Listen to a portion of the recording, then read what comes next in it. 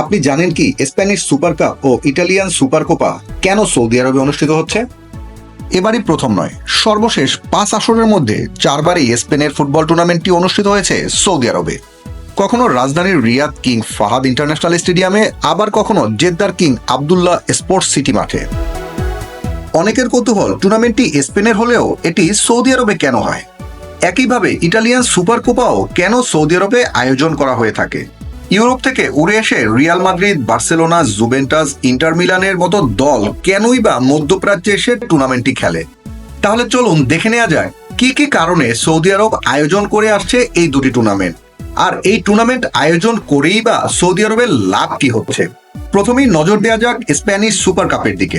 Spanish super cup 1982 সালে চালু হয়, যেখানে লা লিগা ও কোপা দেল রের চ্যাম্পিয়ন দল অংশগ্রহণ করে।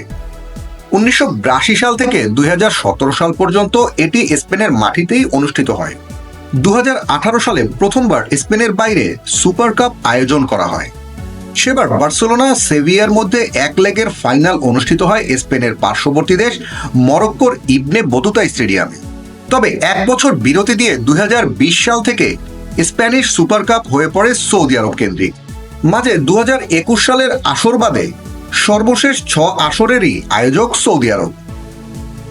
ইউরোপের বড় দলগুলোর প্রাক মৌসুম পর্বে এশিয়া সহ বিভিন্ন দেশে ম্যাচ খেলতে যাওয়া নতুন কিছু নয়, কিন্তু একাধিক ম্যাচের টুর্নামেন্ট সরিয়ে ফেলাটা বিশেষ ঘটনাই বটে। স্প্যানিশ সুপার কাপ সৌদি আরবে চলে যাওয়ার পর টুর্নামেন্টটির অংশগ্রহণকারী দল 2 থেকে বেড়ে 4-এ পরিণত হয়। এভাবে প্রতি বছর স্পেনের 4টি করে দল সৌদি আরবে সুপার কাপ খেলতে যাচ্ছে একটি চুক্তির আওতায়।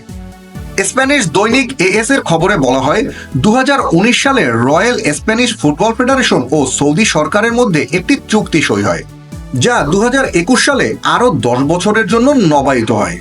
এই চুক্তির আওতায় প্রতি বছর স্প্যানিশ সুপার কাপ আয়োজিত হবে সৌদি আরবের মাটিতে। এক্ষেত্রে আপনি বলতেই পারেন, এতে সৌদি আরবের লাভ কি? প্রথম দৃষ্টিতেই আসলে দেখা যাবে সৌদি আরবের লাভ বৈষয়িকভাবে প্রচার পাওয়া। মোহাম্মদ বিন সালমানের নেতৃত্বাধীন সৌদি আরব সরকার বৈষয়িক অঙ্গনে নিজেদের ভাবমূর্তি উজ্জ্বল করতে যেসব পদক্ষেপ নিয়েছে, তার একটি ক্রীড়া খাতে বিনিয়োগ। ফুটবল, গলফ, বক্সিং, ফর্মুলা 1 বিভিন্ন খেলায় বিভিন্নভাবে যুক্ত হয়েছে সৌদি আরব। ফুটবলের প্রতি বিশেষ মনোযোগ দেওয়ার অন্যতম কারণ এর বৈষয়িক প্রসারই বেশি, যার দরুন 2034 বিশ্বকাপ আয়োজনের সুফলও পেয়েছে সৌদি আরব।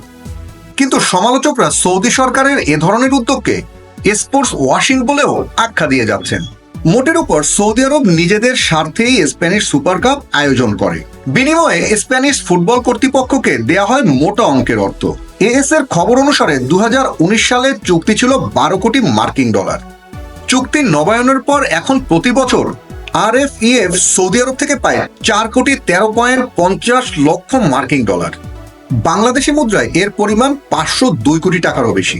শুধু স্প্যানিশ সুপার কাপই নয়, সৌদি আরব এখন নিয়মিত ইটালিয়ান সুপার কাপও আয়োজন করে আসছে। 2018 থেকে এখন পর্যন্ত হওয়া 7 আসরের 5টি হয়েছে সৌদি আরবের রিয়াদ বা জেদ্দায়। স্প্যানিশ সুপার কাপের মতো ইটালিয়ান সুপার কাপও সৌদি আরবে আয়োজন শুরুর পর 2 দল বাড়িয়ে 4 দলের টুর্নামেন্টে পরিণত হয়েছে। সেখানেও যে অর্থযোগ আছে তা তো সহজেই অনুমেয়। Team sports news desk.